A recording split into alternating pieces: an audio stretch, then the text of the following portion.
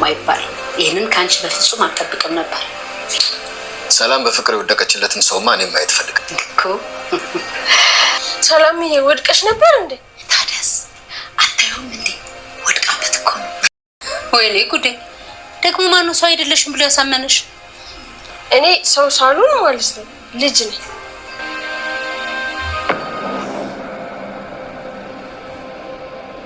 ሲሚ ሰላምዬ ባልዮ ፈልጋለሁ ካለ እሱ አቶ ደረጀና ሰላም ፍጥጫቸው እንደቀጠለ ነው። እንግዲህ ቤት ልካራይልሽና ከዚህ ቤት ውጪ በማለተው የተነሳ አቶ ደረጀ እሷም ልጄን ትቼ የት ነው የምሄደው? ልጄን ስትወስዳት ደም ነበረች። የት አደረስካት? ሸጥካት ወይስ ገደልካት ወይ? ከሸጥካትም ቁርጤን ንገረኝ፣ ገድለሃትም ከሆነ እርሜን ላውጣና ቆርጦልኝ ህይወቴን ልኑር። ልጅነቴን ወጣትነቴን ሁሉ በአንተ ቤት ሰራተኝነት መኖር ፈልጌ አይደለም፣ የልጅን መጨረሻ ለማወቅ ፈልጌ ነው እንጂ በማለት እንግዲህ ስቅስቅ እያለች ስታለቅስ ነበረ። አቶ ደረጀን በዚህ መካከል እንባውን መቆጣጠር አቅቶት ሲያለቅስ አይተናልና ዳጣ ክፍል 28 ምን አዲስ ነገር አለ የሚለውን አብራችሁኝ ከቆያቸው አንድ ባንድ የምናይ ይሆናል። አብራችሁኝ ቆዩ። እንግዲህ አቶ ደረጀ ከወይዘሮ ማርታ ጋር ለሰላም ቤት ተከራይተው ለማስወጣት ቃል በገባው መሰረት እሷን ለብቻ ሲያናግራት ያልጠበቀ መልስ ነበረ ያገኘው። ሰላም እሺ ብላ ልትወጣለት አልቻለችም። እንደውም ከዚህ ቤት ውጪ የምትለኝ ከሆነ ይሄንን ሁሉ ጉድ አንድ ባንድ ዘርግፌ ለትዬ እነግራታለሁ ስትለው እንዴት እንደዚህ ታስቢያለሽ? ይሄን ሚስጥር ለማንም ማሳወቅ የለብሽም።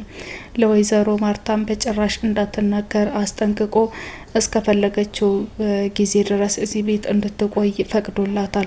ምክንያቱም ውጪ ብሎ የሚያስጨንቃት ከሆነ ሚስጥሩን አንድ ባንድ እንደምትናገር አስረግጣ ነው የነገረችው።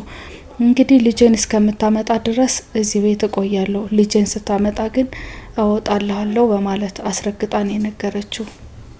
ዳጣና ኤቢ ብቻቸውን ሳሎን ቁጭ ብለው ሳለ እንግዲህ እህቷ መሆኑን ካወቀች በኋላ ዳጣ በጣም ትልቅ የደስታ ስሜት ውስጥ ናትና ዝም ብላ ትክ ብላ ካየቻት በኋላ ተነስታ ጥምጥም ብላ ታቅፋታለች። እንግዲህ ኤቢ ደግሞ በጣም ነው የቀፈፋትና ከከፈተረቻት በኋላ ምን ለመስረቅ ነው እንደዚህ የምትታከኪኝና የምታቅፊኝ ትላታለች። አይ በቃ እንዲሁ ስለምወድሽ ነው ትላታለች። እወድሻለሁ አበዛሽ፣ ከዚህ ቤት አስወጣሻለሁ ስላልኩሽ ነው ወይ በማለት እንግዲህ ከዚህ ቤት አስወጣሻለሁ ብለሽ ነበር እንዴ? እንዲሁ ስለምወድሽ ነው። ለመሆኑ በስንት አመት ነው የምትበልጭኝ? በማለት እድሜዋን ስትጠይቃት እድሜን ማወቅ ለምን ፈልግሽ ብላ አሁንም ወዳልሆነ መንገድ እየሄደች በቃ ሴራ ስለመታሰብ እሷ ተጠይቃታለች። በቃ ተይው ብላት ምንም መጨቃጨቅ ስላልፈለገች ታልፋታለች። እና እሷ ግን 10 ጊዜ እድሜን ለምን ጠየቅሽኝ በማለት ስታደርቃት ተነስታ ጥላት ሄዳለች። እንግዲህ ሰላም ጭንቅንቅ ስትል ወደ ናታን ክፍል ገብታ እንግዲህ አልጋ ላይ ቁጭ ስትል ወዷን ተመልክቶ ልጅሽ እያደገ ነው ይላታል። ለመሆኑ ጾታ አውቀሻል ወይ ሲላት አላወቅኩም ግን ሴት ነው የምትሆነው ትለዋለች። እሱም እንዴት ጾታ ሳታቂ ሴት ትሆናለች ብለሽ ደመደምሽ ይላታል። እና ሆስፒታል ሄደሽ ታውቂያለሽ ወይ? ቼክአፕስ አርገሻል ወይ ሲላት አዎ ትናንትና ትዬ ይዛኝ ሄዳ ነበረ ስትለው ማየ ግን በጣም መልካም ሰው ናት ይላታልና እሷም አዎ በጣም መልካም ናት፣ እሷ ማለት በጣም መልካም ሚስት፣ መልካም እናት፣ መልካም እህት ናት እና በቃ ትዳሯንም አክባሪ ናት ትለዋለች። እና እሱም ኃይለኛ መሆኗን ግን አትርሺ በዛው ልክ ሲላት አዎ ኃይለኝነቷንም በደንብ አውቃለሁ፣ ትዳሯም ክብሯም እንዲነካባት የማትፈልግ ሴት ናት ትለዋለች። እና እኔ እንደሱ አይነት ሴት ነው ማግባት የምፈልገው ይላል። እንግዲህ ሰላምም ታዲያ ራሷን እኮ እትዬን ቁጭ የሆነች ሴት እዚሁ አለችልህ ዳጣ አለችልህ በማለት እንግዲህ ፍቅሩን ለመቆስቆስ እየሞከረች ነበረ። እሱም ዳጣ ጭራሽ አይገባትም፣ እሷ እኮ ከአቢጌል ጋር ስታየኝ ደስታ ነው የሚሰማት እንደውም እና በቃ እንደውም ፍቅር ጭራሽ ለኔ የላትም ይላታል።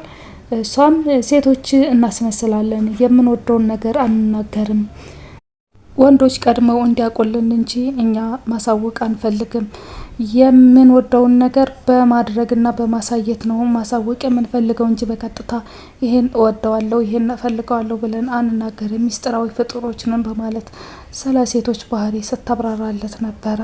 በሌላ በኩል ደግሞ አቶ ደረጀና ወይዘሮ ማርታ ስለ ቤታቸው እንግዲህ እየተመካከሩ በነበረበት ሰዓት ደሬ ባለፈው እየተደሰትክበትን ነገር በግርግር ሰዓት ነግረኝ አለፍክ፣ ምንድን ነበር ያስደሰተ ብላ ትጠይቀዋለች።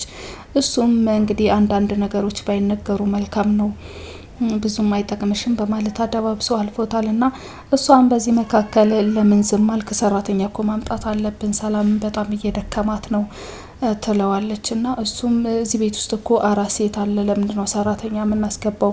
ሁላችሁም ተጋግዛችሁ ስራ ስሩ ሲል ዳጣንና ውሃንም ከሴት ቆጥረሃቸው ነው ወይ ትላለች። እና አንድ ጊዜ ውሃ ቆንጆ ሽሮ ስሪልኝ ስትላት እንግዲህ እየሰራችውን ስህተት ለአቶ ደረጀ እየነገረች እያሳቀችው ነበረና ውሃ ወደ ኪችን ከገባች በኋላ ውብ የሆነ ሽሮ አምጭልኝ ብያት ስለነበረ ወይ ጆሮ ጌጥ ወይ አበባ ከጎኑ ታስቀምጥበታለች ብዬ ስጠብቅ ከትንሽ ደቂቃዎች በኋላ መታ ውሃው ነው ሽሮ ነው የሚቀድመው በላለችኝ ብላ እንግዲህ አቶ ደረጀን ስታዝናናው ነበረ። በዚህ መካከል እንግዲህ ሰላም ሙጭጭ ብላ ከዚህ ቤት አልወጣም ማለቷን ለባለቤቱ ያስረዳልና ወይዘሮ ማርታም በዚህ ደስተኛ አልሆነችም። ነገሩም ሊገባት አልቻለም። የአቤጌል አፍቃሪም እንግዲህ ለሰላም ስልክ ደውሎ መጀንጀኑን ተያይዞታል። እንግዲህ አንዳንድ የህንድ ቃላቶችን እየተጠቀመ ሲያዝናናት ነበረና እሷም ደስተኛ አልሆነችም። የትም አታውቀኝም በማለት ነበረ በመጀመሪያ ስልክ የዘጋችበትና በሚቀጥለው ግን በቃ ለጭንቀቷ መፍትሄ ይሆናል ብላ ስላሰበች አዋርታው መጥቶ ቤተሰቧን እንዲተዋወቅ ጋብዛው እሱም ፈቃደኝነቱን አሳውቋል። በዚህ መካከል እንግዲህ ከአቤጌል ጋር ተገናኝቶ መልኳን ሳላይ እንዴት ነው ቤታችሁ ዝም ብዬ የምመጣው ሲላት ምን ችግር አለ ብታያትም ባታያትም ዞሮ ዞሮን ያዘዝኩህን ነው ማድረግ ያለብህ በማለት እንግዲህ ልታሳምነው እየሞከረች ነበረ። እሱም በሀሳባቸው በሁለቱም እንግዲህ በሰላምም በአቤጌልም ሀሳብ እየተስማማ ነው የሚመስለው። በዚህ መካከል እንግዲህ የዋህነት ያሳሰባቸው እናትና አባት ከዳጣ ጋር እንግዲህ ስለምትዋደድ እንደ ዳጣ ትሆናለች እና እያደረች ጸባይዋ ይቀየራል በማለት እያሰቡ ነው ያሉት።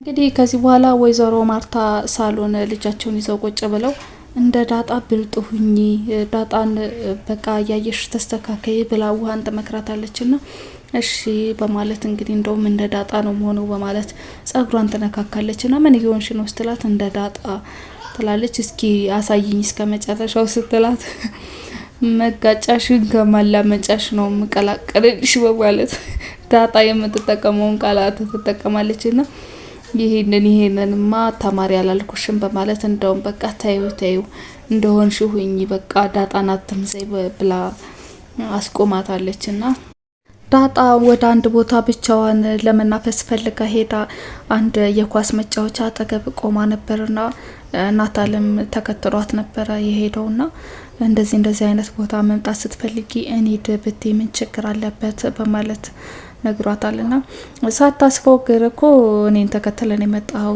ዞሮ መጣክ በማለት ተነግሯለች። እንኳን ይሄን የቢምቢም ጠንካራና ቃለን ስትለው ጓደኛ ናችሁ እንዴ ሲላት አዎ በማለት እንግዲህ ነግረዋለች። ያው ከኤቢ ሽሽት ነው የሚመስለኝ ሲላት ኤቢን በክፉ እንዳታነሳ ከእንግዲህ በኋላ ብላ ታስጠነቅቀዋለችና ሰሞኑን ለሷ ጠበቃ መሆን ጀመረሻል በሰላም ነው ወይ ሲላት አዎ እሷ አይገባትም እንጂ እንግዲህ ትለዋለች። እሱም አዎ አይገባትም ሲላት ድጋሚ ነገር ያለው የሷን ስም በክፉ እንዳታነሳ ብላ ታስጠነቅቀዋለች።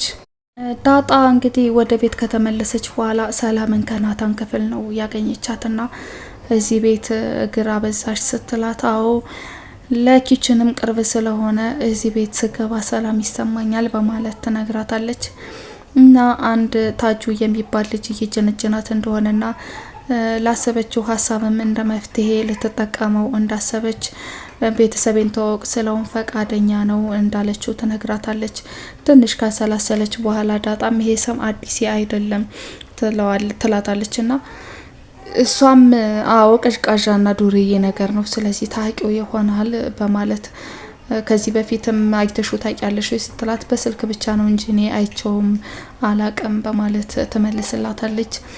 ዳጣም በመጀመሪያ ያው አይተን ቼክ ማድረጉ አይከፋም እንግዲህ መጀመሪያ ላይ እኔ ባየው በጣም ደስ ይለኛል ብላ ግን የማይሆን ስህተት እንዳትሰራ እያስጠነቀቀቻት ነበረ። እንደውም ሞገሴ ያለው ሀሳብ በጣም ትክክል ነው፣ ራሷን ብቻ ታዳምጥና የመጣውን እውነት ትጋፈጥ ብሎኛል ሞገሴና የእሷ ሀሳብ ትክክል ሳይሆን አይቀርም እያለች እያማከረቻት ነበር። ከዚህ በኋላ እንግዲህ ቤተሰቡ ተሰብስቦ የሰላምን ባል በመጠበቅ ላይ ናቸው። ሁላቸውም ለባብሰው እንግዲህ በሚችሉት አቅም ዘንጠው ሳሎኑን ሙልት አድርገውት ነበረ። አቢጌል በዚህ መሀል ቀረሳ ትላለችና ፈርቶ ነው የሚሆነው ብላለች ሰላም። አቶ ደረጀም ሰላም በፍቅር የወደቀችለትን ሰው እስከማየው ቸኩያለው ይላሉ።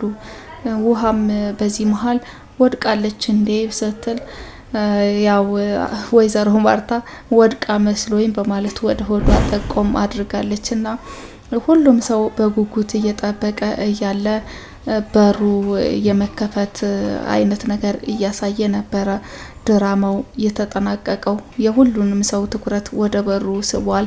አቤጌልም ፈገግ እንዳለች፣ ሰላም ደግሞ እንደ መሸማቀቅና እንደ መደንገጥ እንዳለች ነበረ ድራማው የተጠናቀቀው። ቀጣይ እንግዲህ ምን አዲስ ነገር እንደሚኖር ተከታትዬ የማደርሳችሁ ይሆናል። ሼር፣ ላይክ፣ ሰብስክራይብ በማድረግ አብሮነታችሁን እንድታሳዩኝ እፈልጋለሁ። ሰላም ቆዩልኝ።